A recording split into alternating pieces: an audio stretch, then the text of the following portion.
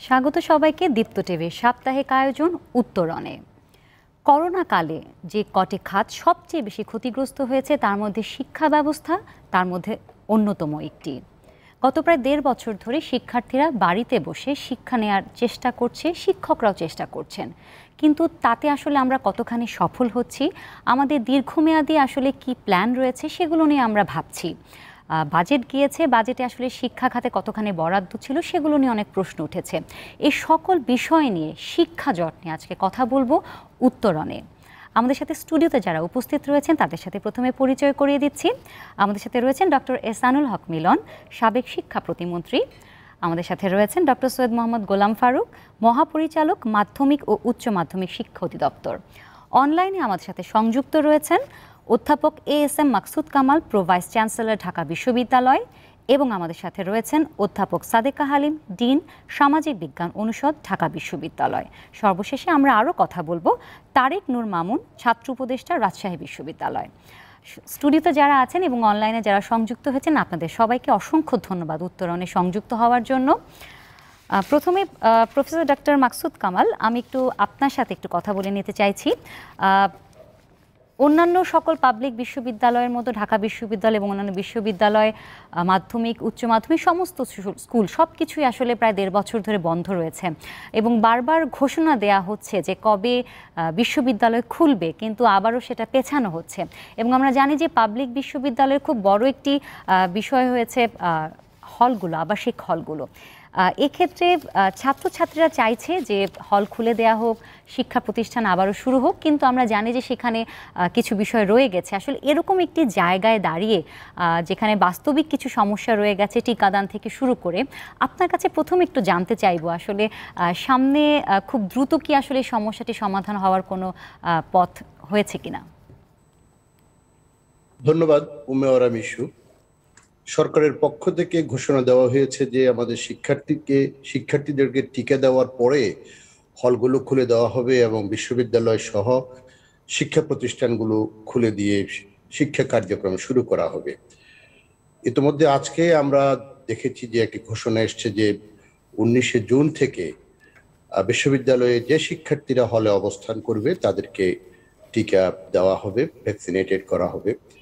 আমরা আবেদন করেছিলাম সকল শিক্ষার্থীকে, শুধুমাত্র হলে যারা আছে তারা নয়, সকল শিক্ষার্থীদেরকে বিশ্ববিদ্যালয় পর্যায়ে টিকা কার্যক্রমের মধ্যে নিয়ে আসা এবং যাতে করে আমরা অত্যন্ত সফলভাবে শিক্ষা কার্যক্রম শুরু করতে পারি। কোনো ধরনের ভবিষ্যতে বিশ্ববিদ্যালয়গুলো বা শিক্ষা প্রতিষ্ঠানগুলো আবারও যেন কোনো ধরনের সংকটে না পড়ে, বন্ধ করে যেন না দিতে হয়। 19 তারিখ থেকে শিক্ষা কার্যক্রম শুরু হবে। বিশ্ববিদ্যালয় থেকে আমরা শিক্ষা মন্ত্রণালয়কে এর আগে চিঠি দিয়ে জানিয়েছি। আশা করি চায়না থেকে আসা যে ভ্যাকসিনগুলো যেগুলো এসছে, যে টিকাগুলো যেগুলো এসছে, সেগুলো দিয়ে কার্যক্রম শুরু হলে পরে দ্বিতীয় ডোজও যে টিকাগুলো চায়না থেকে আসছে সেগুলো 2 সপ্তাহ পরেই আমরা যতদূর শুনতে পেরেছি যে দ্বিতীয় ডোজ দেওয়া যায়। এইভাবে বিশ্ববিদ্যালয়গুলো টিকা কার্যক্রম শেষ হলে বিশ্ববিদ্যালয় আমরা খুলে দেওয়ার পরিকল্পনা আমাদের আছে এবং সেভাবে আমরা ঘোষণা দিয়েছি। এর বাহিরেও শিক্ষার্থীদের শিক্ষা কার্যক্রম যাতে করে, আপনি জানেন যে আপনার বিশ্ববিদ্যালয়ের শিক্ষক, ঢাকা বিশ্ববিদ্যালয়ের ক্রিমিনোলজি ডিপার্টমেন্টের একজন শিক্ষক, আমরা অনলাইনে শিক্ষার্থীদের শিক্ষা কার্যক্রম পরিচালনা করে আসছিলাম এবং সেভাবেই আমরা পরীক্ষা নিয়ে আসছিলাম। সরকারের একটি ঘোষণা যেটা 23/2/2021 তারিখে দেওয়া হয়েছিল, সেই ঘোষণার আলোকে পরবর্তীতে আমরা পরীক্ষাগুলো বন্ধ রাখি। বর্তমানে আবার আপনি জানেন যে আমরা পরীক্ষাগুলো শুরু করতে যাচ্ছি এবং 15 জুন থেকে যে পরীক্ষাগুলো অর্ধেক হয়ে বন্ধ হয়ে গেছে, হয়তোবা টার্মিনাল পরীক্ষা, যে পরীক্ষাগুলো 2-1টি পরীক্ষা হওয়ার পরে বন্ধ হয়ে গেছে এবং যেগুলিতে আমরা ছাত্রদের ফর্ম ফিল আপ করা হয়েছে কিন্তু পরীক্ষা নেওয়া সম্ভব হয়নি, সেই পরীক্ষাগুলো আমরা শুরু করেছি। 15 জুন থেকে এই পরীক্ষাগুলো শুরু হওয়ার কথা। বিভিন্ন ডিপার্টমেন্ট তাদের পরীক্ষার রুটিন প্রদান করেছে এবং পরীক্ষা কার্যক্রম শুরু করতে যাচ্ছে। এর বাইরে যে বিষয়টি আমি আপনাকে অবহিত করা দরকার সেটি হলো, আপনি জানেন যে বর্তমানে সংক্রমণের হার বাড়ছে, সেজন্য আমরা একটা অপশন রেখেছিলাম, যদি সংক্রমণের হার বাড়ে এবং করোনা পরিস্থিতির যদি উন্নতি না হয় তাহলে অনলাইনে শিক্ষা কার্যক্রম আমরা অব্যাহত রাখবো। ক্লাস যেমন নেওয়া যাবে এবং অনলাইনেও আমরা পরীক্ষা নিব। অধ্যাপক মাসুদ কামাল, আমি এখানে আপনাকে একটু থামিয়ে দিচ্ছি, আবারও আমি আপনার কাছেই আসব, কিন্তু এর আগে একটু অধ্যাপক সাদেকা হালিমা, আপনি নিশ্চয়ই শুনছিলেন আমাদের আলোচনা, যেটি অধ্যাপক মাসুদ কামাল বলছিলেন যে যদি করোনার যে সংক্রমণের হার সেটি যদি বেড়ে যায় তাহলে আমরা অনলাইনে আসলে কার্যক্রম চালিয়ে নেব। কিন্তু এটিও তো সত্য, যেটি আমরা সবাই আসলে দেখছি যে গ্রামের এবং শহরের ছাত্রছাত্রীদের মধ্যে যে ডিজিটাল বৈষম্য রয়েছে, এবং আমরা যখন ক্লাস নিতে যাই তখন দেখছি যে 1/3 কোনো সময় 2/3 ছাত্রছাত্রীরা আসলে নিয়মিতভাবে ক্লাস করতে পারছেন না। সেক্ষেত্রে আমরা যখন আবার শুরু হবে তখন একসাথে পরীক্ষা নিয়ে নেব, বা এর মধ্যে মিড টার্ম অ্যাসাইনমেন্ট হচ্ছে। এই জায়গাটি সম্পর্কে আসলে আপনি কি বলবেন? এই যে ডিজিটাল বৈষম্যটি রয়েই যাচ্ছে, এটি সম্পর্কে আপনি একটু কি বলবেন জানতে চাচ্ছি। ধন্যবাদ জানাচ্ছি উম্মেওয়া। আসলে অধ্যাপক ডক্টর মাসুদ কামাল, যিনি আমাদের উপাচার্য শিক্ষা, উনি এই বিষয় নিয়ে আমাদের সাথে সবসময় আমরা কাজ করছি একসাথে টিম হিসাবে, এবং শিক্ষা মন্ত্রণালয়ের সাথেও আমরা সম্পৃক্ত আছি। এই বিষয়গুলি নিয়ে ব্যাপক আলোচনা হচ্ছে, কিন্তু একটা বড় বিষয় হচ্ছে যে যে অতিমারিটি চলছে তার উপরে কিন্তু আমাদের কারোরই সেই হিসাবে নিয়ন্ত্রণ নেই। বিশেষ করে অনুন্নত বিশ্বের একটি দেশ হিসাবে আমরা কিন্তু এখনো হিমশিম খাচ্ছি, এবং যে জায়গাটিতে সবচেয়ে বেশি আমাদের উদ্বেগ উৎকণ্ঠা সেটা হচ্ছে যে আমাদের সংক্রমণ আবারও বৃদ্ধি পাচ্ছে। সেই অনুপাতে আমরা এখনো ভ্যাকসিন পাইনি। সেই ভ্যাকসিন নিয়েও যে সমস্যাতে আছে, আশা করছি আমরা সেটা দ্রুত সরকার সেটা নিরসন করবেন এবং আমাদের শিক্ষার্থীদেরকে সেটা প্রায়োরিটি দেওয়া হবে। এখন ডিজিটাল বৈষম্য বলতে আপনি যেটা বোঝাতে চাচ্ছেন সেটা হয়তো আপনি বলতে চাচ্ছেন যে পাবলিক বিশ্ববিদ্যালয় ভার্সেস প্রাইভেট বিশ্ববিদ্যালয়ের কথা, কিন্তু আমরা কিন্তু এখন এমন একটি পরিস্থিতিতে আছি যে বাংলাদেশে যে পরিমাণ আমাদের পাবলিক বিশ্ববিদ্যালয় আছে সেখানে প্রায় 53টি আছে, এবং সেখানে প্রায় আপনার যে ছাত্র সংখ্যা যেটা সেটা অনেক বেশি। এখানে প্রায় 600,000 স্টুডেন্টস আছে। এখন এই সকল পাবলিক বিশ্ববিদ্যালয় কিন্তু এক কাতারে দাঁড়িয়ে নেই, এবং আমি একটা সামাজিক বিজ্ঞান অনুষদের ডিন, সেটা একটা মাইক্রো লেভেল থেকে আমি বলতে পারি যে আমাদের সামাজিক বিজ্ঞান অনুষদে যে 16টি বিভাগ আছে সেখানে যখন আমরা ক্লাস নিচ্ছি, অনলাইনে আমরা ক্লাস নিচ্ছি, ঠিকই আমরা সেমিস্টারের কার্যক্রম শেষ করেছি, কিন্তু সেখানে আমরা দেখেছি যে ছাত্রছাত্রীদের উপস্থিতি কিন্তু বেশ কম, এবং সেখানে তারা কিন্তু বলছেন যে তাদের কাছে ল্যাপটপ নেই, স্মার্টফোন নেই, বা যে ধরনের ডিভাইস প্রয়োজন সেটি নেই। আর একটা জায়গা বড় বিষয় হচ্ছে যে ডিভাইস বা ল্যাপটপ থাকলেও ইন্টারনেটের যে অভিগম্যতা সেটি সরকার অনেক প্রতিশ্রুতি দিয়েছেন, তারা অনেক নিরলস পরিশ্রম করেই কাজ করছেন, কিন্তু আমরা এখনো জানি যে সব ক্ষেত্রে কিন্তু সেই অ্যাক্সেসটা তারা পাচ্ছে না। আমরা আমাদের স্টুডেন্টদেরকে দেখতে পাচ্ছি যে তারা গাছের উঠে ক্লাস করছেন, অথবা টিনের চালের উপরে বসে তারা কাজ করার চেষ্টা করছেন। তো এই যে জায়গাগুলি, এগুলো আমাদেরকে আসলে কগনিজেন্সি নিতে হবে। এবং আরেকটা প্রতিক্রিয়া আমরা যে বিশ্ববিদ্যালয়গুলি, এটা কাদের জন্য? এটা তো শিক্ষার্থীদের জন্য। আরেকটা প্রতিক্রিয়া এখন আমরা শিক্ষার্থীদের মধ্যে দেখতে পাচ্ছি, যেহেতু আমরা বলছি যে তাদেরকে আমরা সশরীরে তাদেরকে আমরা বিশ্ববিদ্যালয় পরীক্ষা দেওয়ার ব্যবস্থা করতে চাই, আমরা এটাও তাদের বলেছি যে বর্তমানে যেহেতু কোনো ভ্যাকসিন আমরা দিতে পারিনি, তাদেরকে আমরা হলে অ্যাকোমোডেশন দিতে পারছি না, সেটা মেনে নিয়েও কিন্তু স্টুডেন্টরা কিন্তু তারা কিন্তু পূর্ণদমে একদমই খুবই আগ্রহী যে তারা পরীক্ষাটি তারা দিতে চায়। এখন এই যে পরীক্ষাটা দেওয়ার জন্য তাদের যে আগ্রহটা সৃষ্টি হয়েছে, এখন আবার যখন আমরা দেখছি সংক্রমণ বৃদ্ধি পাচ্ছে, আমরা ধরেন আমরা 15-20 দিনের মধ্যে ঠিক করলাম আমরা সশরীরে পরীক্ষা দিব, আবার 15-20 দিন যেতে না যেতেই আমরা বলছি যে না, সম্ভব না, আমরা কিন্তু আবার অনলাইনে চলে যাব।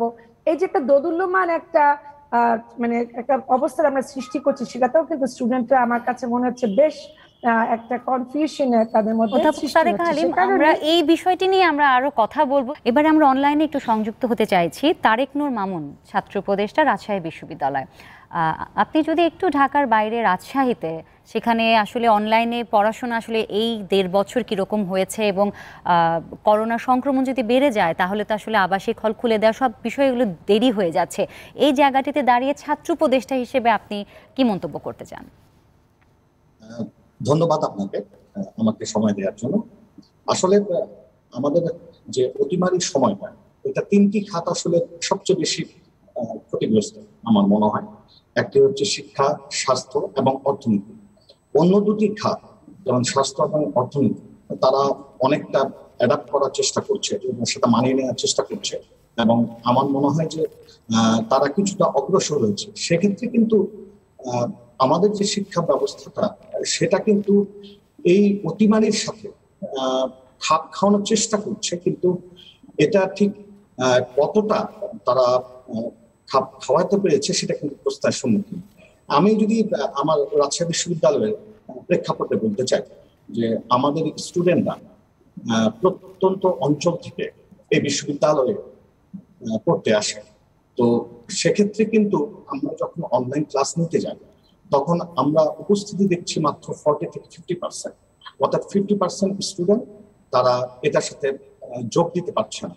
এটার কারণটা হচ্ছে যে আমি আগে বললাম যে প্রত্যন্ত অঞ্চল থেকে আসে, যেখানে ইন্টারনেটের অ্যাক্সেসটা ঠিক সেভাবে নেই, আর অনেকের কাছেই স্মার্টফোন নেই, ল্যাপটপ নেই, যার জন্য তারা অনেকেই এই ক্লাসগুলোতে আসলে যোগদান করতে পারছে না। তো আমার মনে হয় যে এক্ষেত্রে আমরা একটু পিছিয়ে আছি। আরেকটা কথা বলতে চাই যে আমরা শিক্ষা বা শ্রেণী যে শিক্ষাটা সেটা আমরা নিতে পারছি না এই ইয়ের কারণে, অতিমারির কারণে। তো আমাদের রাজশাহীর যে অভিজ্ঞতাটা রয়েছে, আমাদের রাজশাহীতে এখন যে পরিস্থিতি রয়েছে, আমরা খোলার ডেট দিয়েছিলাম 20শে জুন 2019-এ, যাদের পরীক্ষা হয়নি তাদের পরীক্ষা নেওয়ার জন্য, এবং 2020-এর পরীক্ষাটা আমরা নিতে চেয়েছিলাম জুলাই।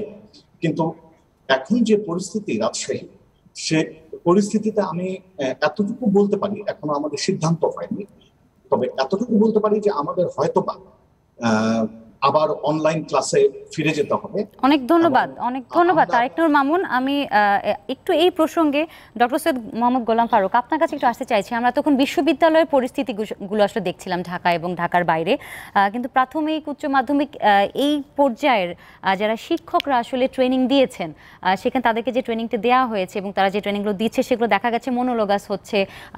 গ্রামের ছাত্ররা অনেক কম আসলে এই জায়গাগুলোতে পার্টিসিপেট করছে, এবং যেটি একটি সমস্যা যে গ্রামের ডিজিটাল যে বৈষম্যটি রয়েছে এই জায়গাটি আসলে উত্তরণ তো আমরা হচ্ছি না, কিন্তু 1.5 বছর পার হয়ে গেছে এবং যেটি আমরা বুঝতে পারছি যে করোনা বাড়লে অনলাইনে আমাদের যেতে হবে।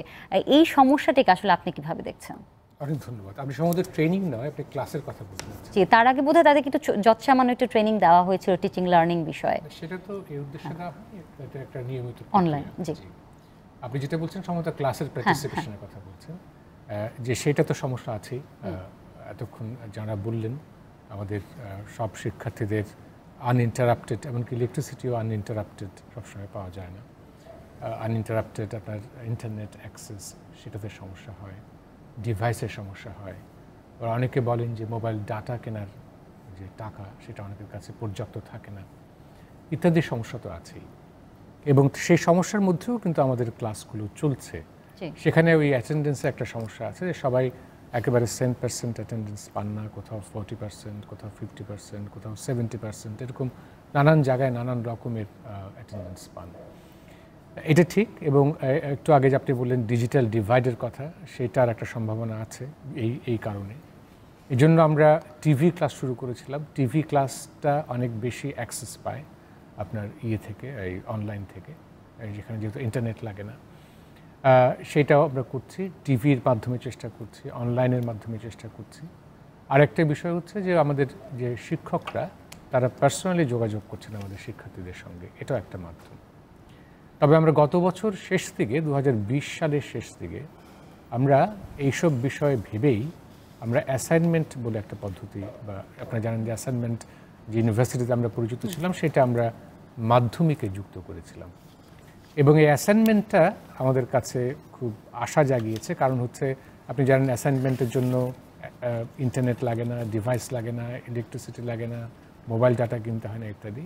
ফলে আমাদের শিক্ষার্থীদের পার্টিসিপেশন এটা অনেক বেশি ছিল। আমাদের হিসেব মতে গত বছর ডিসেম্বরে আমরা দেখেছি আমাদের শতকরা 93% শিক্ষার্থী এই অ্যাসাইনমেন্ট কার্যক্রমে। এখানে একটু যোগ করতে চাই যে যেই অঞ্চলগুলোতে আসলে সংক্রমণ কম, হাওর অঞ্চলে, পাহাড়ি অঞ্চলে, সেখানে কি আমরা আসলে পরীক্ষামূলকভাবে কিছুটা শিক্ষা প্রতিষ্ঠান খুলে কি আসলে দেখতে পারতাম কিনা, যেটি অন্যান্য দেশেও আছে যে ঠিক করছে কোন জায়গায় খোলা থাকবে, কোন জায়গায় বন্ধ করবে। আমরা কিন্তু ঢালাওভাবে 1.5 বছর ধরে সবকিছু বন্ধ রেখেছি। এই প্রসঙ্গে না, সেখানেও আপনি দেখবেন যে এখন তো সব জায়গায় অনেক জায়গায় সংক্রমণ ছড়াচ্ছে। আমরাও ভেবেছিলাম, আপনি যেটা বললেন একদম শুরুতে ভেবেছিলাম যে আমরা রাঙামাটির একেবারে প্রত্যন্ত অঞ্চলগুলোতে যাব কিনা, খুলব কিনা, কিন্তু আমরা যখন ভাবতে আমরা দেখলাম যে ওখানে সংক্রমণ শুরু হয়ে গেছে। তো ফলে আমরা সেই রিস্কটা নিতে পারি। অনেক ধন্যবাদ ডক্টর এহসানুল হক মিলন। আমি বিরতি যাওয়ার আগে একটু আপনার সাথে কথা বলে নিতে চাই, এই যে শিক্ষা ব্যবস্থা নিয়ে যে প্ল্যানগুলো হচ্ছে সেগুলো ইমপ্লিমেন্টেশন হচ্ছে, একদম সম্প্রতি আমাদের বাজেট গিয়েছে, সেখানে শিক্ষা খাতের বরাদ্দ নিয়ে একটি কথা উঠে এসেছে যে যতখানি প্রয়োজন ছিল ততখানি নেই। আপনি জায়গাটাতে কি বলবেন? কারণ অর্থ তো আসলে লাগে এবং এই করোনা মহামারীর কারণে তো অর্থের প্রয়োজন আরও বেশি, যেটি আমরা এতক্ষণ ধরে আলোচনা করছি। এই প্রসঙ্গে আপনি আসলে কি বলবেন যে আসলে বাজেট কতখানি শিক্ষা, শিক্ষক, শিক্ষার্থীদের জন্য সহায়ক হয়েছে? ধন্যবাদ আপনাকে। আমাদের আজকে যে বিজ্ঞ আলোচক রয়েছেন, আমাদের প্রফেসর মাসুদ কামাল সাহেব, আমাদের প্রফেসর সাদিকা হালিম, আমাদের ডিজি গোলাম ফারুক সাহেব, ওনারা সকলেই যে বিষয়গুলো আলোচনা করলেন এগুলি মূলত আমার কাছে মনে হচ্ছে যেন মাইক্রো লেভেলে আলোচনা। ওনার প্রতিষ্ঠান নিয়ে কথা বলছেন, প্রফেসর সাদিকা হালিম ডিপার্টমেন্ট নিয়ে কথা বলছেন, ডিজি সাহেব ওনার মাউসি নিয়ে কথা বলছেন। আর আমি এটাকে ম্যাক্রো লেভেলে কথা বলতে চাচ্ছি। আপনি obviously you strike the main focal point, যেটা হচ্ছে বাজেট। এখানে আমাকে এসে বলতেই হবে যে আই হ্যাভ টু আইডেন্টিফাই যে what is the intention of the government কী চাচ্ছে সেটা আমাকে বুঝতে হবে। এই পয়েন্টই হচ্ছে আমার পয়েন্ট। ধরুন করোনা এসছে 18 মার্চ 2014, এটার নাম Covid. It starts in the year of 2019, maybe the last পোর্শনে এসে শুরু হয়েছে। আমরা কিন্তু দেখেছিলাম সারা বিশ্বময় কিভাবে করোনা এফেক্ট হয়েছে, কিভাবে এডুকেশন ইফেক্ট হচ্ছে। যেটা ডিজি সাহেব বললেন যে আমাদের তো গ্লোবাল নেটওয়ার্ক রয়েছে, আমাদের আনইন্টারাপ্টেড ইলেকট্রিসিটি রয়েছে, আমাদের ডেটা রয়েছে, অর্থাৎ ইন্টারনেট কানেকশন রয়েছে। We are living in the digital Bangladesh. Beside everything আমরা গ্লোবাল ভিলেজে বাস করছি। তো আমাদের কাছে সেটাও রয়েছে। আমাদের তো 3000 কোটি টাকা বিনিময় করে আমরা স্যাটেলাইটও রয়েছে আমাদের। তো we don't have any problem there. তাহলে এই যে কোভিড-19 মার্চ 18 এসে আমরা স্কুল কলেজ বন্ধ করে দিলাম। ধরুন একটা ইনস্ট্যান্স আমি দেখাই। কোভিড-19টা শুরু হলো 19-এ। হাউএভার আমাদের এপ্রিল 1 ইন্টারমিডিয়েট পরীক্ষা নেওয়ার কথা ছিল।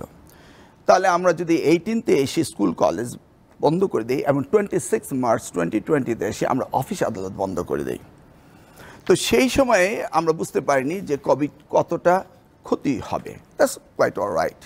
কিন্তু আমরা ওয়ার্ল্ড হেলথ অর্গানাইজেশনের অ্যানাউন্সমেন্টগুলো কিন্তু আমরা শুনতে পেয়েছি যে সহসা কিন্তু কোভিড থেকে আমরা বেরিয়ে আসতে পারবো না। এই কথা কিন্তু স্পষ্ট হয়ে ওয়ার্ল্ড হেলথ অর্গানাইজেশন বলেছে।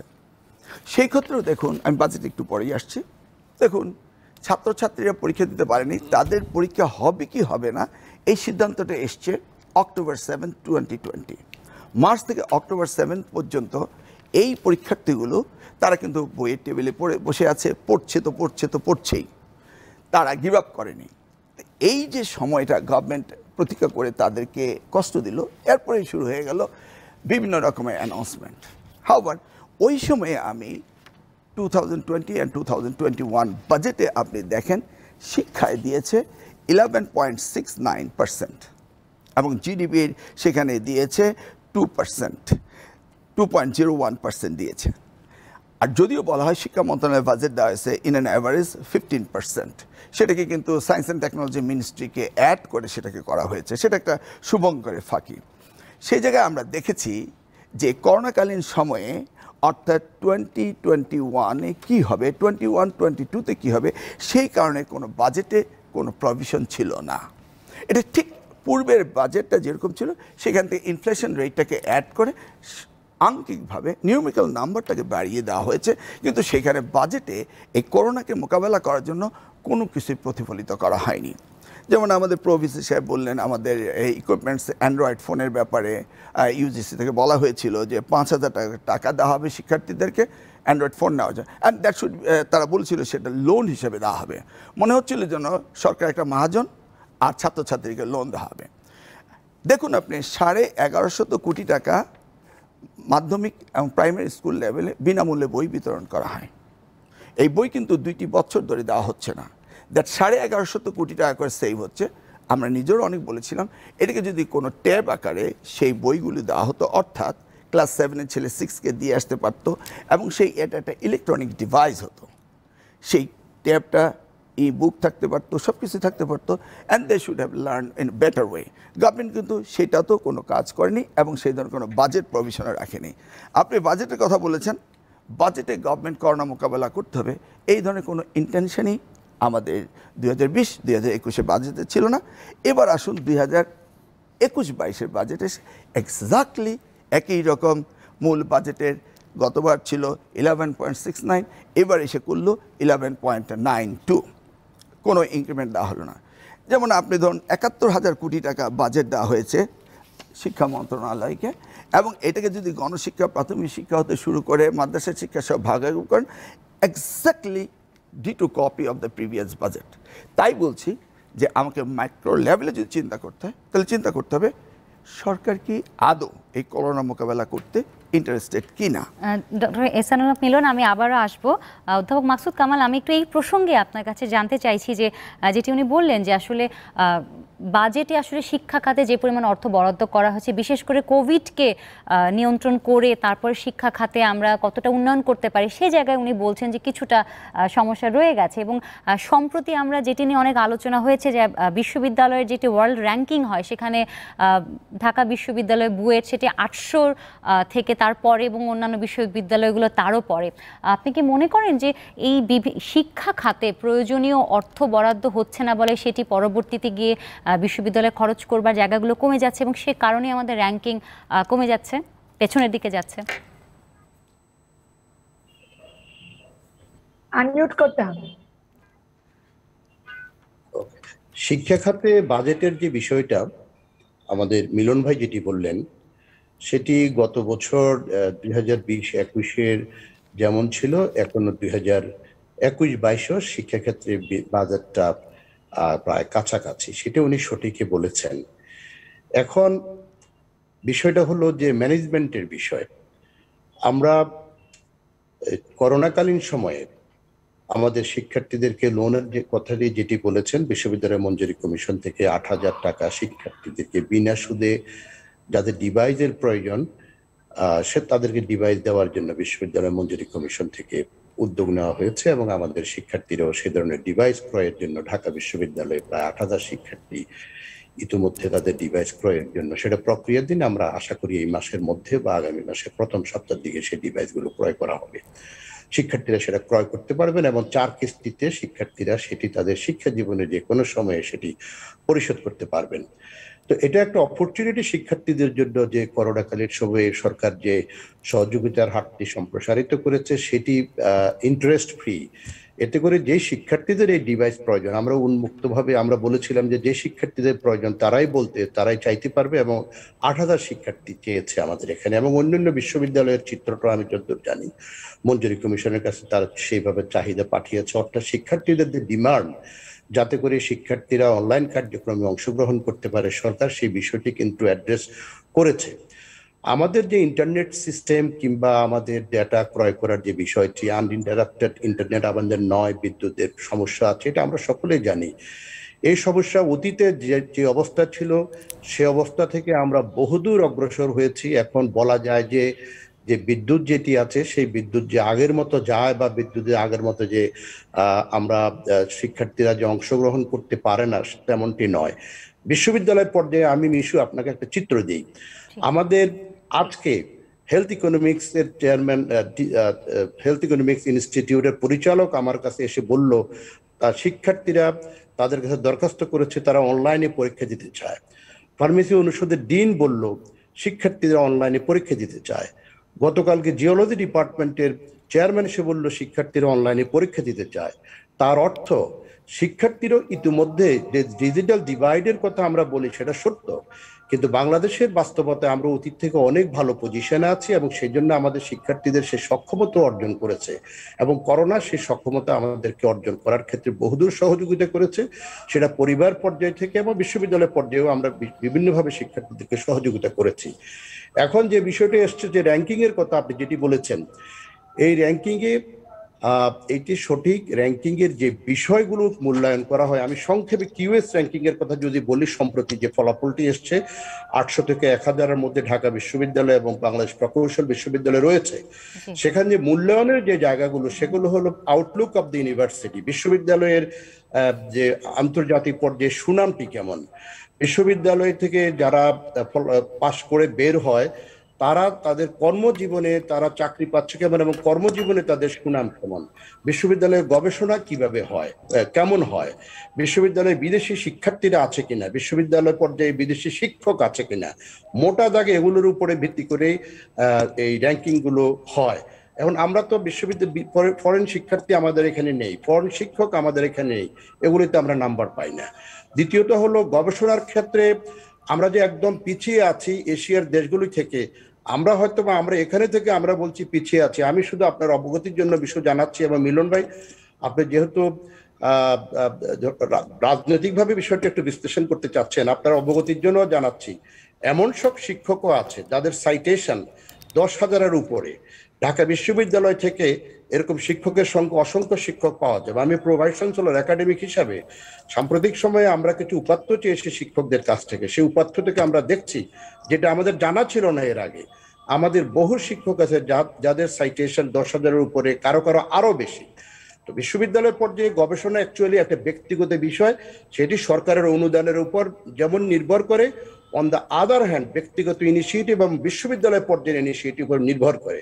অধ্যাপক মাসুদ কামাল, আমি আবার একটা মিনিট আমি শেষ করেছি। আপনি যেহেতু বিশ্ববিদ্যালয়ের শিক্ষক, আমরা এখন বিশ্ববিদ্যালয় পর্যায়ে গবেষণা কার্যক্রমকে জোরদার করার জন্য আমরা প্রস্তুতি নিয়েছি, আপনি জানেন সেটা। আমরা গবেষণা অনুদান দিচ্ছি, সরকারের কাছ থেকে সেটি পাওয়া গেছে। পাশাপাশি একটি বিশ্ববিদ্যালয়ের গবেষণা নির্ভর করে বিশ্ববিদ্যালয়ের পিএইচডি এবং মাস্টার্স স্টুডেন্টদের উপরে। আমাদের ডেডিকেটেড পিএইচডি এবং মাস্টার্স স্টুডেন্ট নেই।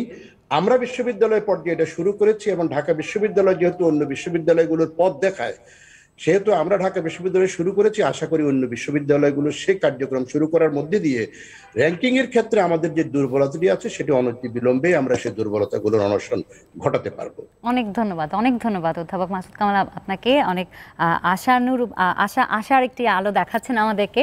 অধ্যাপক সাদেক হালিম, আপনার কাছে আরেকটি প্রসঙ্গে একটু চলে যায়, যে আমরা আসলে যখন শিক্ষা ব্যবস্থা নিয়ে কথা বলি, আমরা আসলে খুব শিক্ষার্থীদের উপরে খুব ফোকাস করি, যেটি ঠিক আছে, কিন্তু একই সাথে আমরা যদি একটু শিক্ষকদের দিকে তাকাই, যে তাদেরও আসলে অনলাইনে ট্রেনিং, অ্যাসাইনমেন্ট এবং কাউন্সেলিং, কারণ একজন শিক্ষকের সবচেয়ে বেশি ইমোশনাল সম্পর্ক থাকে ক্লাসরুম, তার ক্লাসের শিক্ষার্থীদের সাথে, সেটি থেকে আসলে আমরা বঞ্চিত হচ্ছি প্রায় 1.5 বছর ধরে। এই জায়গাটিতে আসলে আমরা কতখানি কাজ করতে পেরেছি বলে আপনি মনে করেন?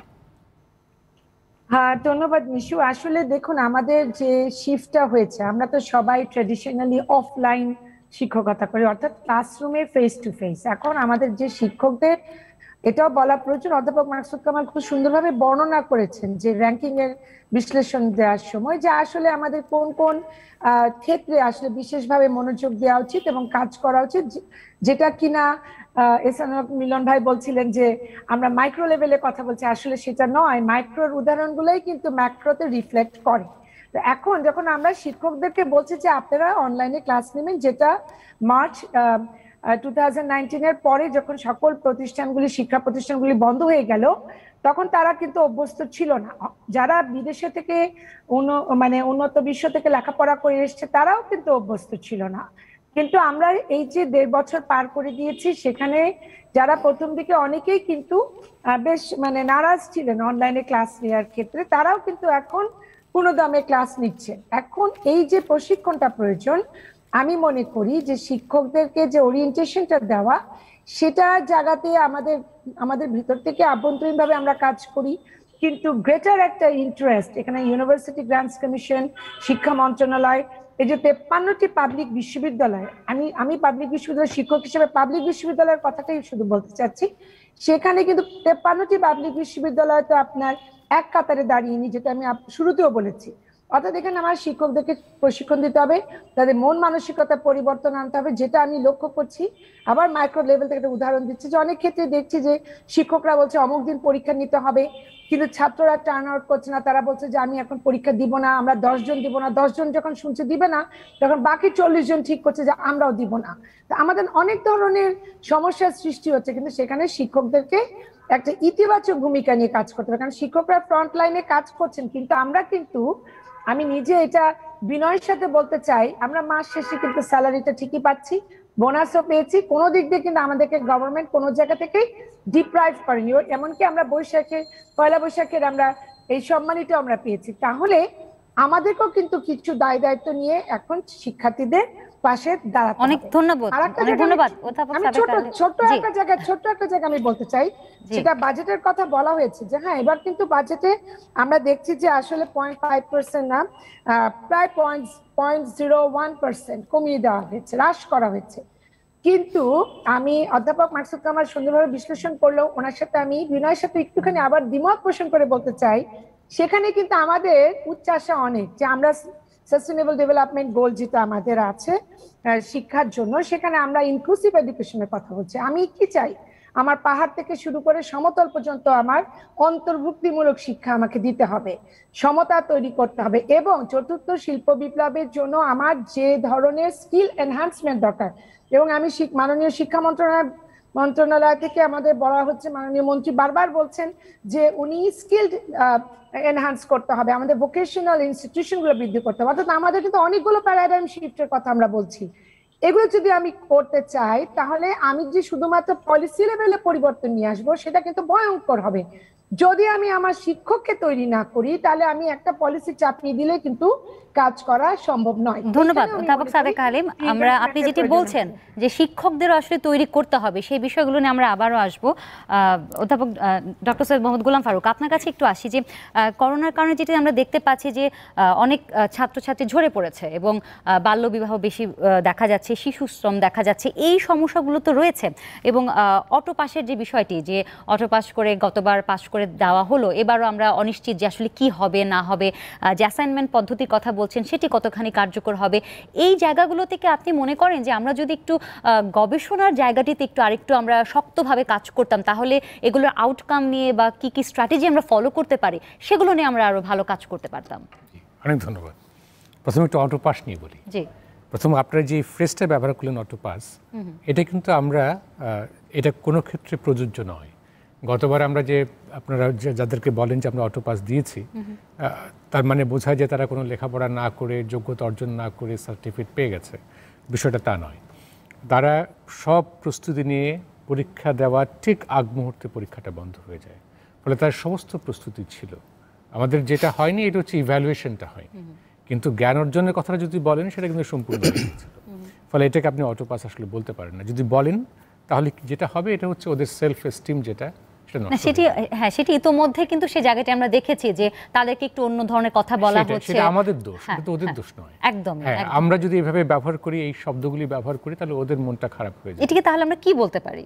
কোনটা? মানে এই শব্দটিকে আমরা তাহলে আসলে কিভাবে আমরা বলতে পারি? যেহেতু তাদেরকে বলবেন অটো, কেন অটো তো বলার দরকার নেই, এটা তো অটো হয়নি, কিছু না করে তারা তো সার্টিফিকেট পরীক্ষা না দিয়ে করেছে, সেজন্যই হয়তো এই শব্দটি এসেছে। পরীক্ষাটা একমাত্র বিষয় নয়, তাই না? শিক্ষার মূল অংশটা তারা সম্পূর্ণ করেছে। আচ্ছা, আরেকটা বিষয় আপনি যেটা বললেন যে এই যে অ্যাসাইনমেন্ট ইত্যাদি, আমরা কোনো মেথডিক্যাল স্টাডি করেছি কিনা। আমি একটু আগে বলেছি যে আপনাকে যে গত বছরের যে অ্যাসাইনমেন্ট, এটা আমরা অ্যাসিউম করেছি যে ইট ওয়াজ ভেরি গুড, চমৎকার হয়েছে। কিন্তু আমরা শুধু সেই বিশ্বাসের উপর বসে নেই। আমরা এবছর একটা স্টাডি করেছি আমাদের 2000 স্কুলের একটা স্যাম্পল নিয়ে, রিপ্রেজেন্টেটিভ স্যাম্পল নিয়ে সারা দেশ থেকে এই স্টাডিটা আমরা করেছি। এবং সেই স্টাডিতে আমরা যেটা দেখেছি এটা হচ্ছে যে গত বছরের অ্যাসাইনমেন্টের ইম্প্যাক্ট ওয়াজ ওয়ান্ডারফুল, চমৎকার ইম্প্যাক্ট হয়েছে। আমরা যে শিখন ফলগুলো অর্জনের কথা ভেবেছিলাম বা করার কথা ছিল, তার বেশিরভাগই আমাদের শিক্ষার্থীরা অর্জন করেছে। এবং আমি একটু আগে বলেছি যে শিক্ষার্থীদের অংশগ্রহণ কিন্তু কম নয়, শতকরা 93% শিক্ষার্থী সেই অ্যাসাইনমেন্ট প্রক্রিয়ায় অংশগ্রহণ করেছে।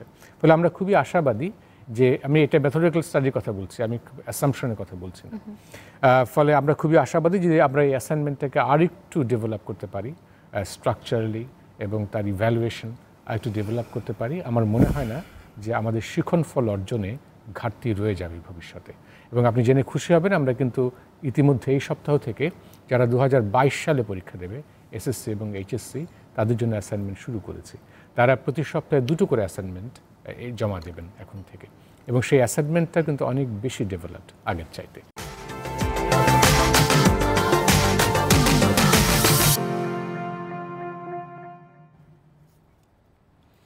স্বাগত সবাইকে আবারও একবার। আমরা কথা বলছি শিক্ষা জট নিয়ে। ডক্টর এহসানুল হক মিলন, আপনার কাছে চলে যাচ্ছি। আমরা প্রথমে একটু কথা বলেছিলাম যে টিকাদান কর্মসূচি নিয়ে, যেটি আমরা শুনেছি যে পাবলিক বিশ্ববিদ্যালয়ের 1 লক্ষর একটু বেশি 3000 শিক্ষার্থীর তথ্য স্বাস্থ্য মন্ত্রণালয়ে পাঠানো হয়েছে, কিন্তু সেটি কবে এবং কিভাবে দেয়া হবে সে সম্পর্কে এখনও জানা যায়নি। এর সাথে একটু যোগ করি যে ঢাকা বিশ্ববিদ্যালয়ের অধিভুক্ত রাজধানীর বড় সরকারি 7টি কলেজের যারা 2.5 লাখ শিক্ষার্থী রয়েছে এবং জাতীয় বিশ্ববিদ্যালয়ে 2260টি কলেজে প্রায় 29 লাখ শিক্ষার্থী রয়েছেন, তাদের সম্পর্কে কিন্তু এই তথ্য করে কিন্তু এখন পর্যন্ত দেওয়া হয়নি। কাজেই আমরা যখন বলছি যে খুলে দেওয়া হবে বা টিকাদান দেওয়া হবে শিক্ষার্থীদের, সেখানে কিন্তু একটি বড় অংশ বাদ পড়ে যাচ্ছে শুধুমাত্র এই জায়গাটিতে। বেসরকারি বিশ্ববিদ্যালয় সেগুলোতে বাদই দিচ্ছি। এই প্রসঙ্গে আপনি আসলে এই যে পুরো বিষয়টি নিয়ে প্রিপারেশন এবং প্ল্যানিংটা আপনার কাছে কেমন মনে হচ্ছে? আপনি সর্বই সত্য কথা বলেছেন। আমি দেখেছি এই যে কত লক্ষ শিক্ষার্থীর টিকা দানের জন্য তাদের রিপোর্ট দেওয়া হয়েছে। এই স্ট্যাটিস্টিক্সগুলো কিন্তু সামগ্রিকভাবে ন্যাশনাল ইউনিভার্সিটিকে ইনক্লুড করা হয়নি, সেটা আপনি ঠিকই বলেছেন। ভ্যাকসিন আমাদের হাতে এখন 11 লক্ষ ভ্যাকসিন রয়েছে। তার মধ্যে বলা হয়েছে ডাবল ডোজ দিতে হবে, তাহলে ধরেন 5.5 লাখ ভ্যাকসিন দিতে পারবেন। তো ভ্যাকসিন ক্রাইসিস আমরা জানি, ভ্যাকসিন ডিপ্লোমেসিতে আমাদের দেশ এগিয়ে ছিল, কিন্তু এখন হঠাৎ করে ওই টার্টেল র্যাবিটের গল্পের মতো আমরা এখন পিছিয়ে গিয়েছি হঠাৎ করে। তা ভ্যাকসিন আগামী 3 বছর দেশের 1/3 পিপলকে দেওয়া যাবে কি না সেটা একটা সন্দিহান হয়ে দাঁড়িয়েছে। অপরদিকে ভ্যাকসিনেশন না করলে পরে আপনি শিক্ষার্থীদেরকেও পড়াতে পারছেন না এবং টিচারদের ভ্যাকসিনেশন করা হয়নি। আর আপনি যদি কিন্ডারগার্টেন এবং স্কুলের ছেলে মেয়েদের বলেন, তখন তাদের সাথে আরেকটা প্রপোর্শন আসবে ছেলে মেয়েদের, বাচ্চাদের মাদের। তো ভ্যাকসিনটা ন্যাশনাল ওয়াইড আপনাকে আর ওয়াইড স্পেকট্রামে চিন্তা করতে হবে, সেটা আপনার ভ্যাকসিনের ব্যাপারে আমি উত্তর দিচ্ছি। আবার অনেকগুলি বিষয় এসছে। লেটসে আমি ডিজি সাহেব শেষে করলেন, আমি ডিজি সাহেবের কথায় যাই।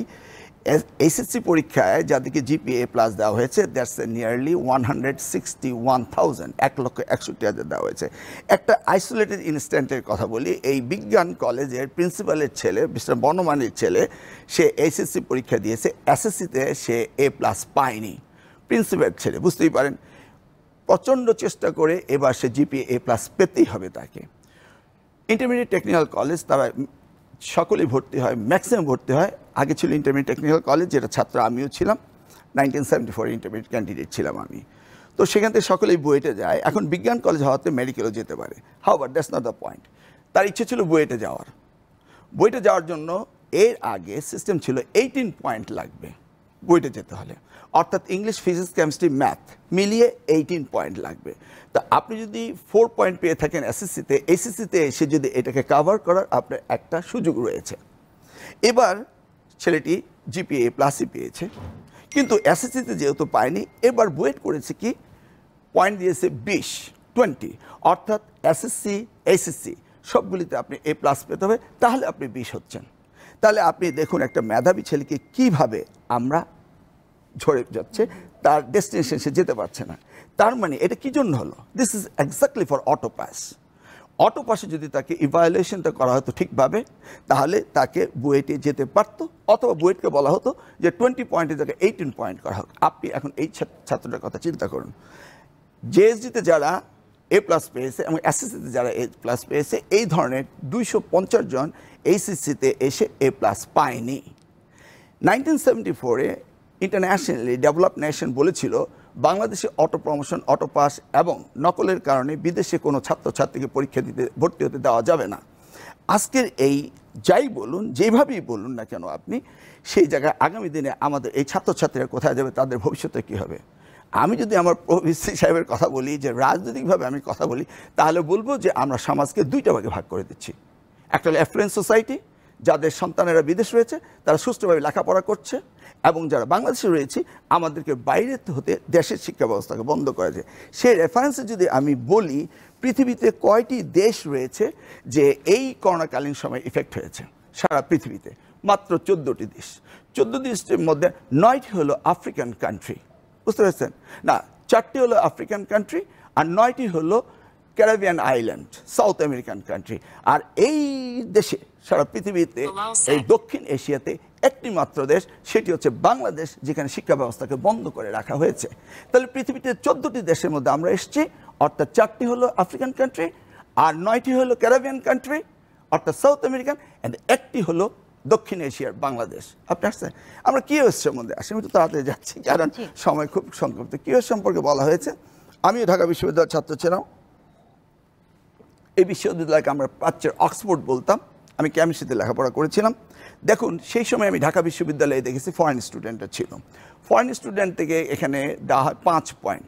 আমাদের এখানে একটি ফরেন স্টুডেন্ট এখন আসছে না, কেন আসছে না সেটা আমাদেরকে চিন্তা করতে হবে এবং বিশ্ববিদ্যালয়ের অথরিটিসকে চিন্তা করতে হবে। আমি যখন ক্লাসে গিয়েছিলাম তখন আমাদের সাথে মালয়েশিয়ান স্টুডেন্টরা পড়ালেখা করতো। আজকে আমরা এডুকেশন হাব হিসাবে মালয়েশিয়া যাচ্ছি পড়ালেখা করতে। আমরা দেখেছি ইন্টারন্যাশনাল হোস্টেল করা হয়েছে, সেখানে ইন্টারন্যাশনাল স্টুডেন্টরা থাকবে। সেখানে আজকে ইন্টারন্যাশনাল স্টুডেন্ট থাকছে কারা? এটা প্রভিসি সাহেব ভালো করে। অনেক ধন্যবাদ ডক্টর এহসানুল হক মিলন। আমি যেহেতু অনেক সময় স্বল্পতা, আমি একটু সবার কাছ থেকে একটু অল্প করে শুনে আসি। অধ্যাপক মাকসুদ কামাল, আপনি নিশ্চয়ই শুনছিলেন ডক্টর এহসানুল হক মিলন কি বলছিলেন। এই প্রসঙ্গে একটু শুধু আমি যেহেতু শেষ ভাগে আপনার কাছে একটু জানতে চাই, যেভাবে গতবার এইচএসসি শিক্ষার্থীদেরকে পাশ করিয়ে দেওয়া হয়েছে, যেটি পরবর্তীতে ডক্টর এহসানুল হক মিলন আবার বললেন যে সেটির কারণে দীর্ঘমেয়াদী কি কি প্রভাব পড়তে পারে। আপনি কি মনে করেন, আমরা যেহেতু বিশ্ববিদ্যালয় অনার্স থেকে আমরা স্টুডেন্টরা নেওয়া শুরু করি, সেক্ষেত্রে এই ধরনের একটি প্রক্রিয়ার মাধ্যমে যারা যাচ্ছে সেটি আমাদের ইন দ্য লং রান প্রভাব পড়বে কিনা? ধন্যবাদ বিশু। আমরা যেহেতু বিশ্বব্যাপী একটা প্যান্ডেমিক সিচুয়েশনের মধ্যে আছি, এই অবস্থা শুধু বাংলাদেশের নয়, এটি সমস্ত বিশ্বের চিত্র। যেই মূল্যায়ন সাপেক্ষে শিক্ষার্থীদেরকে যে ফলাফলটি ঘোষণা করা হয়েছে, কেউ বলছেন অটোপাস, আমাদের ডিজি মহোদয় বলেছেন যে এটি অটোপাস নয়, শিক্ষার্থীদের অতীতের ফলাফলের ধারাবাহিকতার উপর ভিত্তি করে তাদেরকে পাস, তাদেরকে যে গ্রেডিং সেটা তাদের করা হয়েছে। তো একজন শিক্ষার্থী যিনি মেধাবী শিক্ষার্থী বিশ্ববিদ্যালয় পর্যায়ে, যেহেতু পরীক্ষার মধ্যে দিয়ে আমরা শিক্ষার্থীদেরকে ভর্তি করাই, সেই পর্যায়ে এসে তার মেধার বহিঃপ্রকাশ বিশ্ববিদ্যালয় পর্যায়ে ঘটবে এবং তাদের জীবনের প্রতিটি ক্ষেত্রে যিনি মেধা লালন করেন বিশ্ববিদ্যালয়ে, তাদের জীবনের প্রতিটি ক্ষেত্রে সেই মেধার প্রতিফলন কিন্তু ঘটবেই। একটি বিশেষ পরিস্থিতিতে শুধু বাংলাদেশ নয়, সমস্ত বিশ্বে এই পরিস্থিতির সৃষ্টি হয়েছে। আমি শুধু মিলন ভাইয়ের অবগতির জন্য জানাচ্ছি, এশিয়ার মধ্যে একমাত্র শ্রীলঙ্কা ছাড়া জাপানের মতো একটি দেশও, সেখানেও কিন্তু বিশ্ববিদ্যালয় পর্যায় থেকে শুরু করে অন্যান্য জায়গায় দীর্ঘদিন পর্যন্ত বিশ্ববিদ্যালয় বন্ধ আছে। শুধু সিঙ্গাপুরে বিশ্ববিদ্যালয়গুলোতে অতি সম্প্রতি বিশ্ববিদ্যালয় হলগুলো খোলা হয়েছে, শিক্ষার্থীরা ঠিক হল থেকে ক্লাসে যায় এবং ক্লাস থেকে হলে ফিরে আসে। একে বলা হয়, তারা বলেছে তারা একটা বাবল ক্রিয়েট করেছে এবং সেই বাবলের মধ্যে দিয়ে শিক্ষার্থীরা আসা যাওয়া করে, এর বাইরে শিক্ষার্থীদের যাতায়াত নেই। তো শিক্ষা ব্যবস্থার উপরে শুধু বাংলাদেশে নয়, সমস্ত বিশ্বব্যাপী এর প্রতিফলন হয়েছে। এর যে শিক্ষা ব্যবস্থার যে ব্যাঘাত ঘটা সেটি ঘটেছে।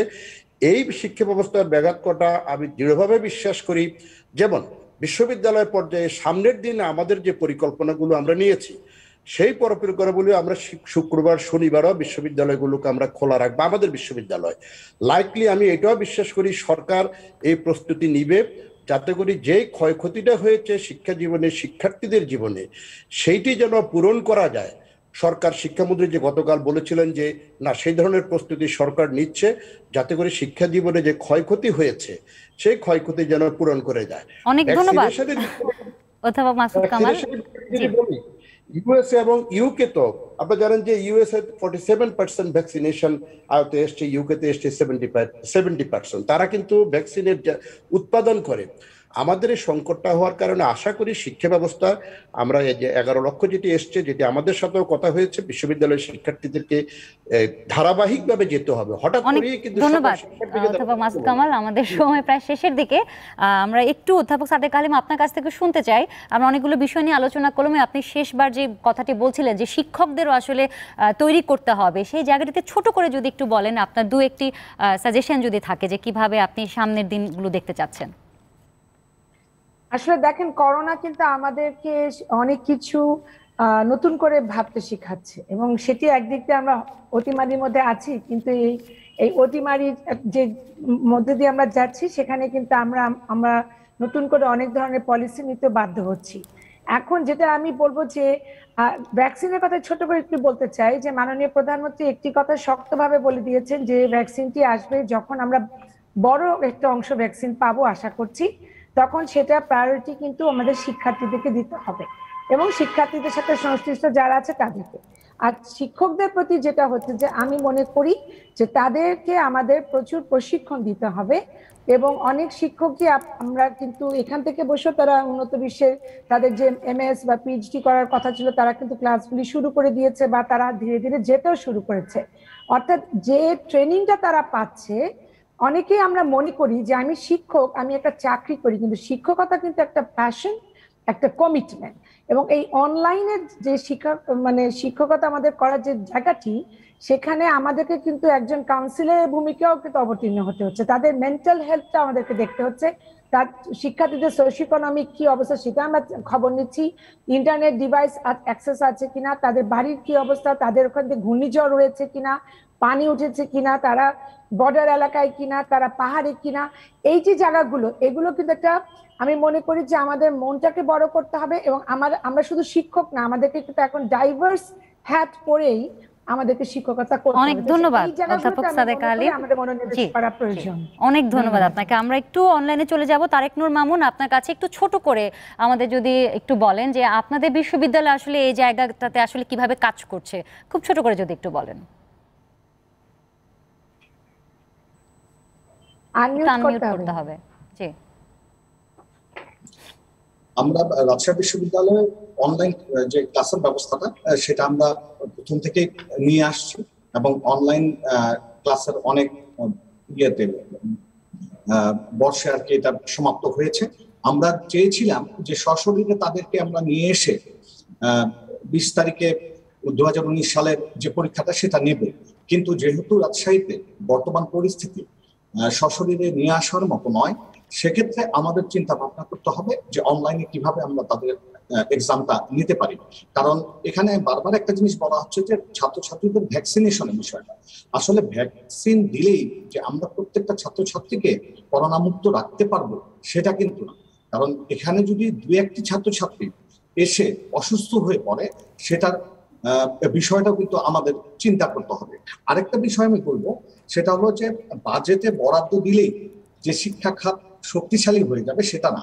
আমরা মনে করি যে বাজেটে যে বরাদ্দটা সেটা যদি সঠিকভাবে ব্যবহার করা যায়, সেটা আমার মনে হয় যে সেদিকে নজর দেওয়া দরকার। আরেকটা বিষয় যে আমরা যে পরিস্থিতির দিকে আগাচ্ছি, আমাদেরকে অবশ্যই অনলাইন শিক্ষা ব্যবস্থাটা শক্তিশালী করতে হবে। এজন্য ছাত্রছাত্রীদের যে ডিভাইসের যে বিষয়টা রয়েছে সেটা আমাদের মাথায় রাখতে হবে, এবং ছাত্রছাত্রীদের যে ইন্টারনেট অ্যাক্সেসের যে বিষয়টা, আমার মনে হয় যে সরকার যদি এই বিষয়গুলির দিকে আরেকটু দ্রুত গতিতে নজর দেয় এবং এই বিষয়গুলির পদক্ষেপ নিতে পারে, তাহলে আমার অনেক ধন্যবাদ তারেক নূর মামুন, অনেক ধন্যবাদ। আমরা একটু ডক্টর সৈয়দ মোহাম্মদ গোলাম ফারুক আপনার কাছে চলে যাচ্ছি, যে একটু সর্বশেষে একটু যদি বলবেন যে আপনাদের সামনে এখন সবচেয়ে বড় চ্যালেঞ্জটি কি, এবং আমার একটি ছোট আরেকটি প্রশ্ন আছে যে আসলে অভিভাবকদেরকে আপনারা এখানে এই সংযুক্ত করবার কোনো প্রক্রিয়ায় আছেন কিনা। ধন্যবাদ। আমি আপনার প্রশ্নের উত্তর দেওয়ার আগে আমি কয়েকটা বিষয় একটু অ্যাড্রেস করি। যেমন আপনারা বলছিলেন যে জাতীয় বিশ্ববিদ্যালয়ের শিক্ষার্থীদেরকে ভ্যাকসিনের ব্যাপারে যুক্ত করা হয়েছে কিনা। অবশ্যই হয়েছে। জাতীয় বিশ্ববিদ্যালয়ে যেহেতু আপনার হোস্টেল কম, আপনার শিক্ষার্থীও কম, এক্স্যাক্টলি আমি যদি ফিগারটা বলি, এটা হচ্ছে 47,904 জন। আমাদের 675টা হোস্টেল আছে সারা দেশে। এগুলি যেহেতু আমরা দেখি, আমাদের স্ট্যাটিস্টিক্সটা আছে, এবং এটাও সরকার বিবেচনায় রেখেছেন এই শিক্ষার্থীদের ভ্যাকসিনেশনের বিষয়টি। আরেকটা বিষয় যেটা হচ্ছে জনাব মিলন যেগুলো বললেন যে ফলাফল নির্ধারণের বিষয়টি, সেটা তো আমাদের কিছুটা তো ড্রব্যাকস থাকবেই। একেবারে সব একেবারে পুরোপুরি আগের মতো হবে এটা তো কেউ আশা নিশ্চয়ই কেউ করে না, এবং এটা সারা পৃথিবীতেই কিন্তু এই ঘটনাটা ঘটেছে। এই ধরনের পদক্ষেপ বহু দেশ নিয়েছে। তো ফলে এই কিছুটা তো আপনার কারো কারো অসুবিধা হতেই পারে অল্প স্বল্প, কিন্তু ম্যাক্সিমাম বেনিফিটটা আমরা দেখেছি, এবং আমার মনে হয় ম্যাক্সিমাম বেনিফিটটা আমাদের শিক্ষার্থীরা পেয়েছে। আরেকটা যেটা বললেন আপনি যে আমাদের চ্যালেঞ্জটা কী, আমি একটু আগে যারা মিলন বাজেটের কথা বললেন, এটা তো ভালোই। যদি আমি সবাইকে যদি ডিভাইস কিনে দিতে পারতাম, সবার ঘরে ঘরে যদি ইন্টারনেট দিয়ে দিতে পারতাম সবার, তাহলে তো খুব ভালো হতো অবশ্যই। কিন্তু আমি যেটা বলতে চাচ্ছি যে এই যে বাজেট আমরা পেয়েছি, সেই বাজেটের দিয়েও আমরা এই করোনার চ্যালেঞ্জ মোকাবেলা করতে পারবো। এবং আপনি জানেন যে কদিন আগে একটা প্রেস কনফারেন্সে আমাদের মাননীয় শিক্ষামন্ত্রী জাতির কাছে কমিট করেছেন যে আগামী 2 মাসের মধ্যে আমরা একটা এমন ব্যবস্থা করতে চাই যাতে আমাদের সমস্ত শিক্ষার্থী কোনো না কোনোভাবে শিক্ষা কার্যক্রমে পরিপূর্ণভাবে অংশগ্রহণ করতে পারে। অনেক ধন্যবাদ। আমরা এই বাজেট দিয়েই সেটা করব। অনেক ধন্যবাদ। আপনারা যারা স্টুডিওতে সংযুক্ত ছিলেন, ডক্টর এহসানুল হক মিলন এবং ডক্টর সৈয়দ মোহাম্মদ গোলাম ফারুক, এবং অনলাইন আমাদের সাথে সংযুক্ত ছিলেন অধ্যাপক এস.এম. মাকসুদ কামাল, অধ্যাপক সাদেকা হালিম এবং তারেক নূর মামুন। আপনাদের সবাইকে অনেক ধন্যবাদ। আমরাও আশা করছি সামনে আমরা আশার দিন দেখব, আলোর দিন দেখব, শিক্ষা ব্যবস্থা আবারও জট খুলে সামনে এগিয়ে আসবে। সবাই ভালো থাকবেন। শুভরাত্রি।